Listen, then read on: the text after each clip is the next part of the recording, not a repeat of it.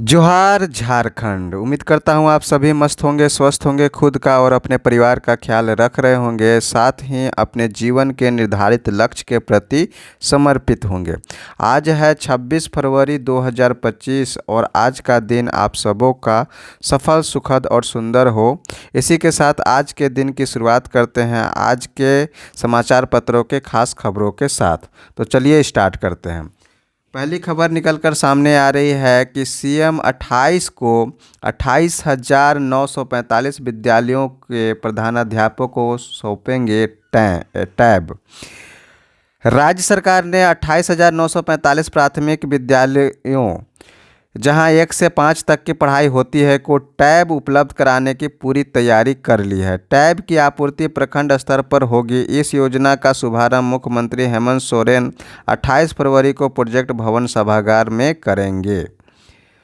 इसी के साथ अगली खबर की ओर चलते हैं। तो महाशिवरात्रि के अवसर पर आज निकलेगी जीवंत झांकियां, होगा महादेव पार्वती का विवाह, अनहद नाद में गूंजेगा शिव होम शिवोहम। यानी भगवान महादेव माता पार्वती के बारात में शामिल होंगे हजारों भक्त। राधा कृष्ण की जीवंत झांकियों में दिखेगी कृष्ण लीला और पहाड़ी मंदिर समेत विभिन्न शिवालय परिसर व आसपास की गई सफाई। फूलों से सजे मंदिर, भक्तों पर होगी गंगा जल की वर्षा और पहाड़ी मंदिर में कानपुर और प्रयाग से कारीगर बना रहे हैं झांकियाँ। इसी के साथ अगले खबर की ओर चलते हैं। तो पेपर लीक पर सदन के अंदर बाहर विरोध। विधानसभा का बजट सत्र, भाजपा विधायक नीरा यादव और राज सिन्हा ने लाया कार्य स्थगन प्रस्ताव। मैट्रिक पेपर लीक को लेकर सीबीआई जांच की मांग पर अड़ा विपक्ष। प्रस्ताव अस्वीकार कर स्पीकर बोले, प्रदर्शन करने से उनका विषय आ चुका है, चलते सत्र में हो सकती है चर्चा।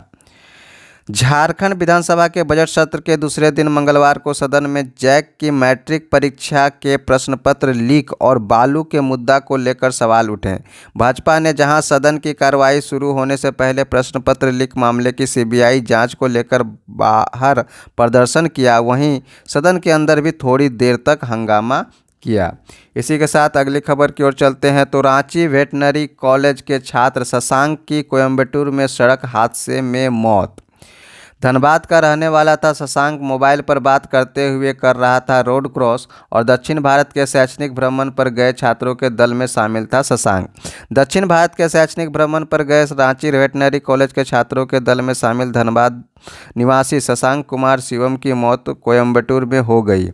घटना सोमवार की रात लगभग 9:30 बजे तब घटी जब वह अपने 2 मित्रों के साथ होटल से निकलकर जीटी रोड क्रॉस कर रहा था कि एक वाहन ने उसे रौंद डाला। 90 छात्रों का यह दल 18 फरवरी को शैक्षणिक भ्रमण पर निकला था। गर्लफ्रेंड को परीक्षा पास कराने के लिए मजदूर बनकर दिया बोर्ड का पेपर लीक। झारखंड की 10वीं बोर्ड परीक्षा के हिंदी और विज्ञान के प्रश्न पत्र लीक के मामले का भंडाफोड़ करते हुए कोडरमा पुलिस ने गिरिडीह में छापेमारी कर मास्टरमाइंड सहित 6 लोगों को गिरफ्तार किया है।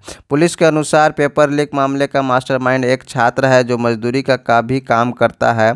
उक्त छात्र ने इस बार मैट्रिक की परीक्षा दे रही अपनी गर्लफ्रेंड को परीक्षा पास कराने के उद्देश्य से अपने दोस्तों संग मिलकर प्रश्न पत्र लीक करने की साजिश रच डाली। छात्रों ने इसके लिए मजदूर बनकर प्रश्न पत्र को स्ट्रांग रूम तक पहुंचाने के लिए ढुलाई का काम हासिल किया। मजदूर बने छात्र इसके लिए ठेकेदार से मिले और अनुरोध कर यह काम मांगा। बाद में स्ट्रांग रूम पहुंचाने के दौरान सीढ़ियों पर ब्लेड से प्रश्नपत्र के बंडल काटकर प्रश्नपत्र निकाल लिए। इसके बाद प्रश्नपत्र की तस्वीर खींच उसका पीडीएफ बनाकर गर्लफ्रेंड व अन्य लोगों को व्हाट्सएप से भेज दिया। आरोपितों से कोडरमा थाने में पूछताछ चल रही है।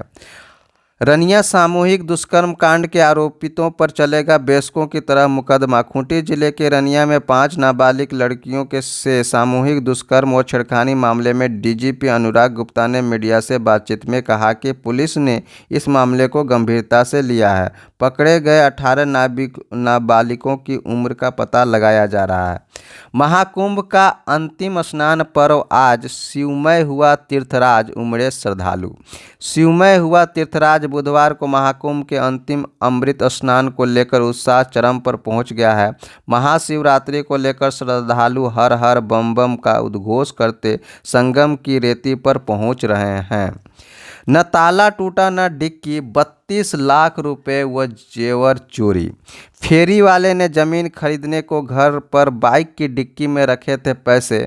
12 फरवरी को इलाज कराने गया था दिल्ली रवाना होने के दौरान चाबी गिरने की कही बात। पुलिस हर बिंदु पर कर रही है जांच। चोरों ने राजधानी में कई घटनाओं को दिया अंजाम। सीसीटीवी खंगाल रही पुलिस। और सदर थाना क्षेत्र स्थित इलाही बख्श कॉलोनी में रहने वाले मोहम्मद जावेद के घर से 32 लाख रुपए और 3 लाख रुपए के जेवरात चोरी होने का मामला सामने आया है। घटना की सूचना पाकर सदर थाने की पुलिस जावेद के घर पहुंची और मामले की जांच शुरू की। जावेद ने पुलिस को बताया कि वह 12 फरवरी को अपना इलाज कराने के लिए दिल्ली गया था। मंगलवार को जब वापस आया तो वह घर में ताला लगा हुआ था। घर के अंदर जाने पर देखा कि सामान बिखरा पड़ा था। राज्य में अगले 2 दिनों तक न्यूनतम तापमान में नहीं होगा बदलाव। राजधानी समेत पूरे राज्य में मौसम शुष्क बना रहा और आसमान मुख्यतः साफ रहा। मौसम विज्ञानी अभिषेक आनंद ने बताया कि राज्य में अगले 2 दिनों के दौरान न्यूनतम तापमान में कोई बड़े बदलाव की संभावना नहीं है। इसके बाद 28 फरवरी 1 व 2 मार्च से न्यूनतम तापमान में धीरे धीरे 3 से 4 डिग्री सेल्सियस की वृद्धि होगी। डिलीवरी बॉय व थाने के चालक पर हमला, 9 जेल कर्मियों पर प्राथमिकी। सदर थाना क्षेत्र के स्थित कोकर चौक के समीप रहने वाले प्रीत कुमार ने बिरसा मुंडा केंद्रीय कारागृह के 9 कर्मचारियों पर जानलेवा हमला करने का केस खेलगांव थाने में किया है। इसमें शारदा, जगबंधु, राकेश, धनंजय, सुनील, राजेश, सागर और 2 अज्ञात शामिल हैं। प्रीत ने पुलिस को बयान दिया है कि वह हाउसिंग कॉम्प्लेक्स के पास डिलीवरी करने गया था। लौटने के क्रम में बाबा चौक के पास स्कूटी सवार सोमा मुंडा की स्कूटी के साथ प्रीत की बाइक की टक्कर हो गई। दोनों में समझौते की बात चल रही थी कि मौके पर सभी आरोपित पहुंचे और गाली गलौज करते हुए प्रीत के साथ मारपीट करने लगे।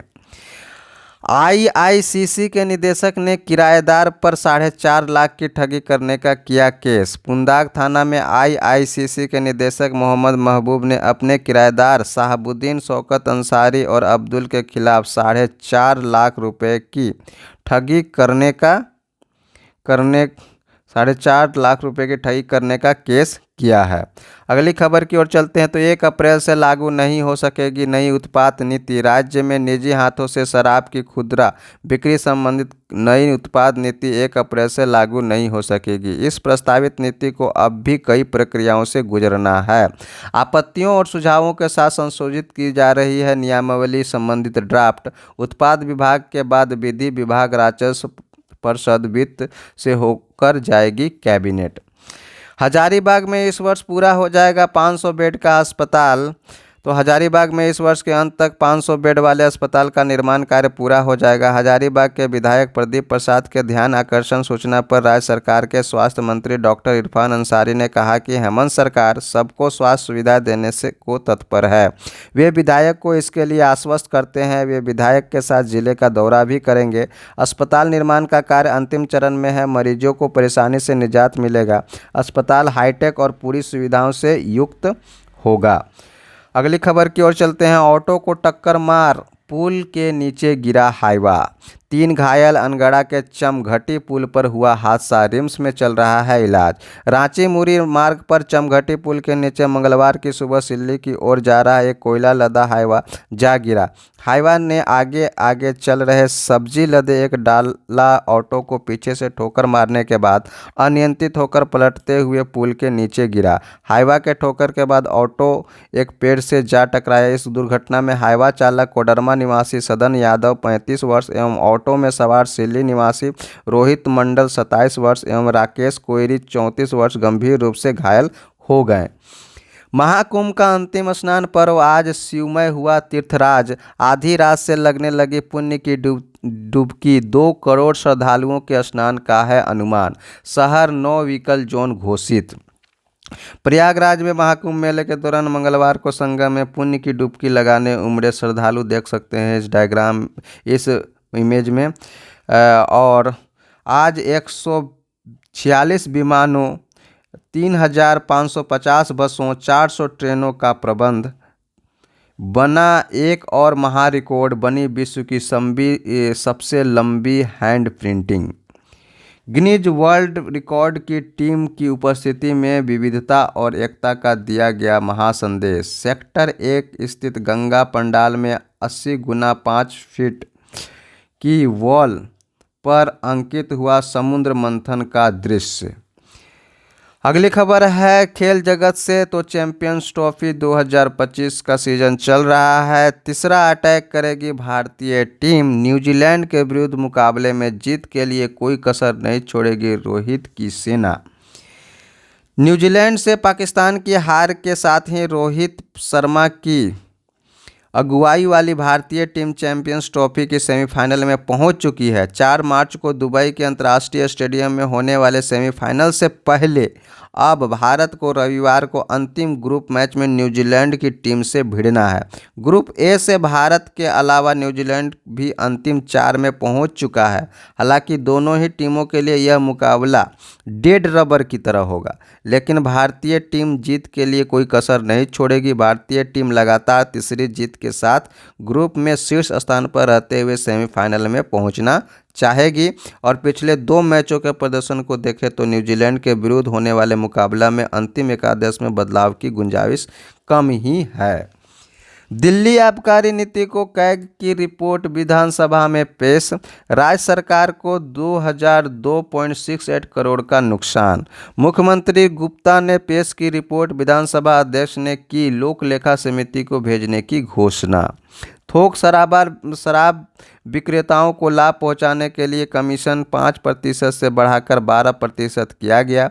विशेषज्ञों की सलाह की भी हुई अनदेखी। कैबिनेट व एलजी की मंजूरी के बिना लिए गए महत्वपूर्ण निर्णय। घोटाले की परतें खोलती है कैग रिपोर्ट। दिल्ली की मुख्यमंत्री रेखा गुप्ता ने मंगलवार को विधानसभा के पटल पर कैग रिपोर्ट रखी। इस रिपोर्ट से भी स्पष्ट हो गया कि शराब ठेकेदारों को लाभ पहुंचाने के लिए वर्ष 2020-21 में आबकारी नीति बनाने में तत्कालीन केजरीवाल सरकार ने नियमों की अनदेखी की, जिससे सरकारी खजाने को 2002.68 करोड़ से अधिक का नुकसान हुआ। हाइपरलूम ट्रैक पर आवाज़ की गति से दौड़ेगी ट्रेन। रेल यात्रा के साधनों में आधुनिक और इनोवेटिव बदलावों की पृष्ठभूमि तैयार हो रही है। भविष्य में ट्रेनें पटरियों पर नहीं बल्कि ट्यूब के अंदर दौड़ेंगी और उनकी गति बुलेट ट्रेनों से भी अधिक होगी। दूसरे शब्दों में कहें तो लगभग आवाज़ की गति के बराबर।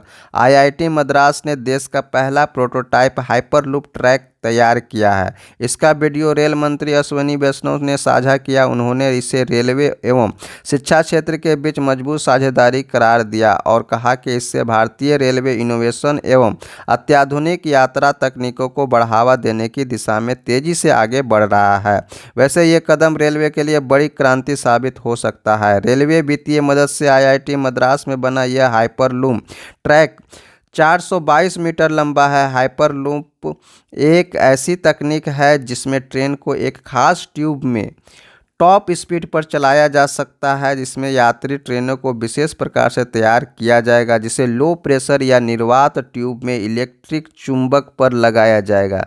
इससे इलेक्ट्रिक प्रोपल्शन सिस्टम का इस्तेमाल किया जाएगा ताकि ट्रेन चुंबकीय प्रभाव में ट्रैक से कुछ ऊपर उठकर चलने लगे और घर्षण न्यूनतम हो। इससे रफ्तार में वृद्धि होगी और इस तकनीक की मदद से ट्रेन की गति प्रति घंटा 1100 किलोमीटर तक पहुँच सकती है।